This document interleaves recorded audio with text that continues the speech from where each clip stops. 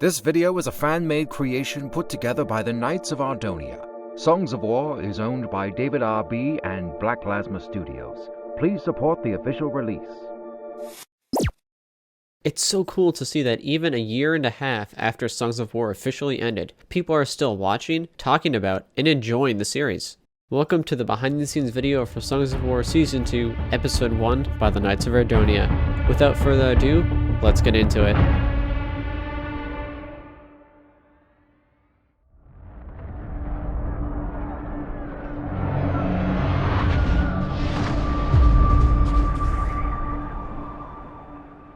The episode opens up with the prologue, which was a big undertaking on its own and a lot of work as there are 5 entirely new scenes in it. However, this isn't the only reason it was hard to pull off, as the prologue went through multiple different drafts before we settled on the final one.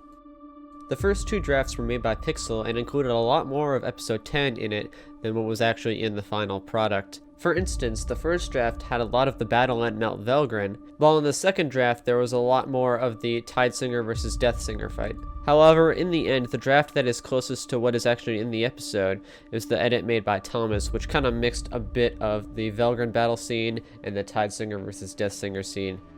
Now delving into each individual prologue scene, I guess first up would be slaying Kaltaris in order of which they happen, as this scene was actually relit just a few weeks before release due to me thinking some of the lighting could be a bit more realistic, and I think the changes were very nicely and well appreciated, as you can tell here. Next up would be Fourth Master, which was actually reanimated from the Pixel's original draft since we weren't able to go with down that route. Then the actual ending was reanimated too. There used to be a really awkward ending which ended with the Deathsinger not actually blocking the attack, so Cephik went in there and reanimated it, which is a lot more realistic. Going back to the very first scene in the actual episode, a snow fight, this scene actually had a late addition being Aftermath. Here you can see some of the early drafts that Bismuth had for the scene as it evolved through production, and I really think it turned out well as it's visually stunning. Velgrin Battle, which is the scene at the end of the prologue, was actually one of the first scenes we got completed and was the first full scene to be rendered. Thankfully, we really didn't have any issues with rendering anything in the scene, such as the portal or even the fire sword, which was really a big help in getting the scene done quickly. And yeah, that's basically the prologue. Now onto the music of the episode. All of the music was composed by our amazing 5 composers. Most of it was composed right at the end of production due to how our pipeline worked. However, I think it all turned out great. You can listen to the completed soundtrack now on YouTube, and there's a playlist linked in the description of this video. There were a lot of drafts made for music throughout production. However, a lot of them either remained unused, are not needed yet, or were simply scrapped and redone. Here's one of the tracks that was not used in the episode.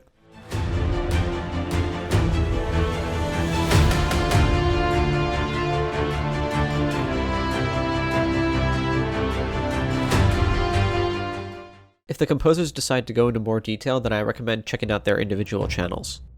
The first scene after the prologue is Sen training, which can actually be seen in previews in the Discord as far back as August of 2020. This scene was put into layout very early on, but was then left dormant for a few months. It was eventually animated by Gasty, mainly Instinct, and then the lighting was done by Bismuth. The flashback was a big focus for me, as I really wanted to get it right, and I even ended up drawing storyboards for it, which you can still kind of see in the final product. The big troubles with the scene, however, came when rendering it, as the seemingly simple scene had a lot of issues coming in rendering, which we had no idea about it. From flash frames, to motion blur issues, to skin tearing, and tons of other issues. There were just so many problems we had with the scene that we ended up having to re-render half of it twice, and smaller portions of it many times over. However, we eventually got it done, obviously.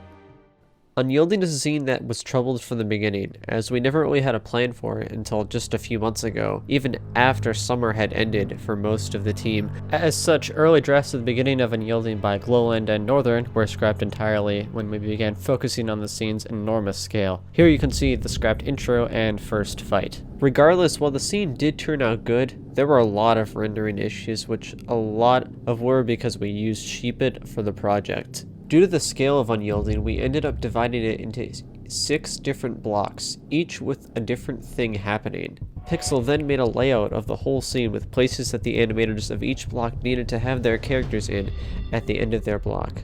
This helped the blocks flow between each other. Now addressing the elephant in the room, with that being the cut to black after the intro. There was supposed to be a fight scene right there, but it wasn't completed on time, and there's only 8 seconds of it done. So we ended up deciding that it was best to just cut to black and leave it as is rather than trying to include the 8 seconds of the fight that we had, and I think it works better overall even though it is a bit jarring. Forzuga Battle was actually a relatively easy scene to get done during production. We didn't really have any major issues with it, and we in fact only had to render it once, which was really nice. Something unique to this scene and Meridian is that we actually had a build session for Forzuga. In Meridian, we also had one for Aaron's workshop. Here you can see some of the debris we added, although you can't really see any of it in the animation, which is disappointing. We also had plans to add downed trees and fire, among other things, but it never really worked out. The biggest hurdle, however, was the ending of this scene, as the ending of Forzuga Battle directly leads into the Forzuga Aftermath scene, which required a lot of planning to get that to line up, although I think it turned out pretty seamlessly and you can barely even tell that it's a new scene starting. Meridian is another scene which we had to relight, although this was right after we initially rendered the scene, and we actually realized it was way too orange, so it wasn't too big of a deal. This scene also suffered from a lot of issues after rendering, although the greatest part about that is that you don't actually really notice it when you're watching the episode, which is really nice. I guess one of my favorite parts about the scene is the amount of background detail, and a lot of people keep bringing up the really cute dog in the first few shots, which I think is really nice, and there's just so much background detail in this scene. I guess one big issue that we did have in this scene that was a little annoying is that in one of the shots initially there's an arrow in the middle of the screen that we had to get re-rendered, although that was easily fixed. A lot of people have mentioned the kind of funny and abrupt ending. We did realize this while we were working on the episode, but we just didn't really feel like it was worth going back and changing. Yes, it is a bit awkward for him to just see the gold on the counter and say, okay, I'll do it, but we think it gets the point across well enough. The biggest challenge in Merlin was literally just animating Luna. However, Sakura took care of the animation on this entire scene, which was really helpful, and huge shout out to Sakura as they animated Luna, Merlin, and Abigail entirely before we even got to lighting the scene. However, one issue we did have when we were rendering the scene is that there was like a blue noise issue. We never really found a full fix for it, but we ended up turning the samples all the way up, although it still is kind of visible if you look really closely. However, I don't think it's too noticeable in the final scene. Hello everyone and welcome to Ataraxia. Today is day 1 and we are currently on set. Gallia, stop looking at me and look at Sen. Seriously, this isn't funny. We're on a very tight budget of $0. Come on. I don't know what to do anymore. They're just not cooperating. I don't know what to do.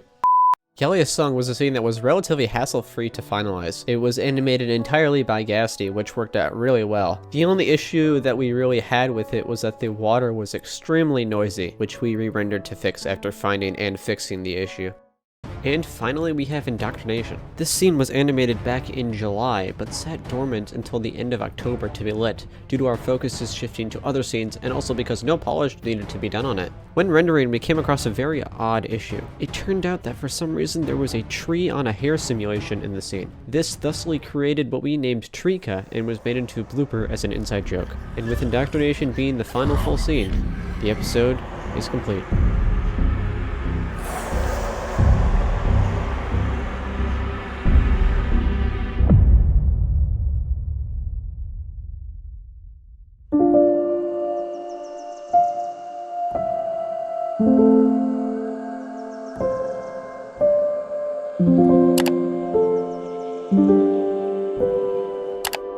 Thanks for the support over the year and a half it took us to make Season 2 Episode 1, everyone. It's been a long time coming. If you haven't already, subscribe to this channel to be updated when we post news about what we will be doing next and any other future videos. Also, if you'd like to apply and join our team, applications are currently open in our Discord. Also, we have a BUYMECOFFEE page if you're able to financially support us. Thanks again and hope to see you all around.